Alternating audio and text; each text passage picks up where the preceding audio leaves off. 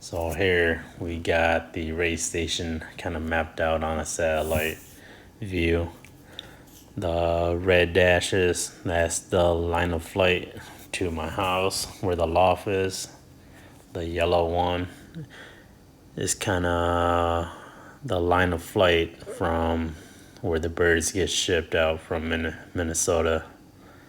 They drive down 35 south all the way down to Iowa.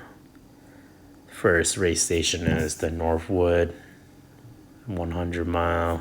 We got the Hampton 150, Ames 200, New Virginia 250, and Lamoni. That's the final race, which is at 300. The Twin City Concourse mainly focus around the Minnesota Club Flyers. Majority of the flock post is going to be going straight north if all the birds are doing what they're supposed to be doing. It's going back home, so majority of the poll is going to be straight north. So our birds, for us guys out in Eau Claire, Wisconsin, they got to learn how to break somewhere along the way.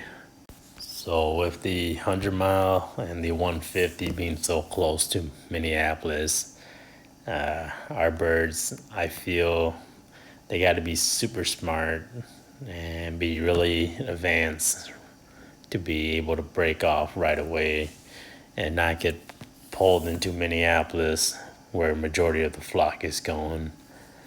I believe when you start getting down to the Ames, the 200 mile, we have a kind of better shot just because of the birds will have a chance of being able to recognize where home is, kind of learn from the 100 miles or the first 200 miles and the 150 and build their experience.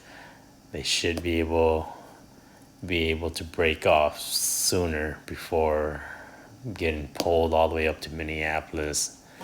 With our training, we train them to cross out to Rochester, go east, and hopefully break off of the main flock and fly through Rochester and make their way back home that way, kind of through Wabasha area. The main thing that we're trying to do is make them use the Chippewa River to find their way back home.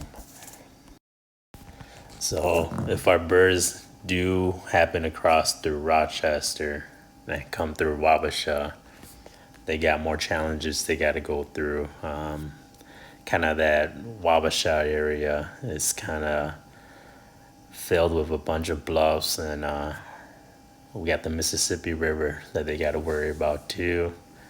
Hopefully they don't go down too far southeast, otherwise they have to wrap around all them bluffs and high mountains type of deal and work their way back. The reason we train out that way is because the Chippewa River flows from Eau Claire all the way down to the Mississippi, and that's kind of where our training route is along that Chippewa River. Some of our toss spots are along the way there. So one of the most important toss station is Durand, which is a 25 miles. I feel the 25 miles is kind of the one where you start losing birds and you start weeding out your weak ones right away.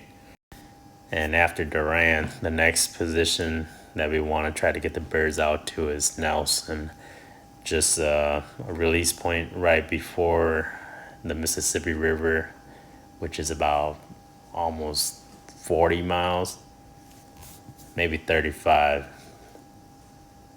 And then after Nelson, we'll take them across the Mississippi River, just so they can go through all them bluffs and go across the Mississippi River. Take them out to Plainview. It's kind of halfway from Nelson and Rochester. So with us flying or in training this direction, these back roads are pretty hard to make distance, especially for air miles. Just the Duran toss, the 25 air miles, it takes about 45 minutes driving one way just to get out there. So training can get pretty complicated at times, especially trying to find time. So that is why I really believe you got to have your timing right with your breeding and your settling them in and having your birds loft fly and routing out all around the same time. That way, when all the birds are done routing, you can train all the birds all at once and you don't have to do any extra road training with your team. So after we do our individual training with our team and kind of get them out to 25 air miles a couple times, we'll train together. Johnson and Tim and I will take turn kind of taking the whole team out, everybody's birds, and have them get a little roll toss together. That way they can practice breaking and just kind of get them ready for the race. We try to do as much as we can. We feel that the sooner we can teach these birds how to break, the more it's going to benefit us when it comes to the race season. So here we got the results of the 2023 Young Bird season. We went through 7 races, 100 up to 300. And here I got the best bird or the best time off of each race. So this is what I'm going to try to beat next year as a own personal goal. Just trying to get better every year.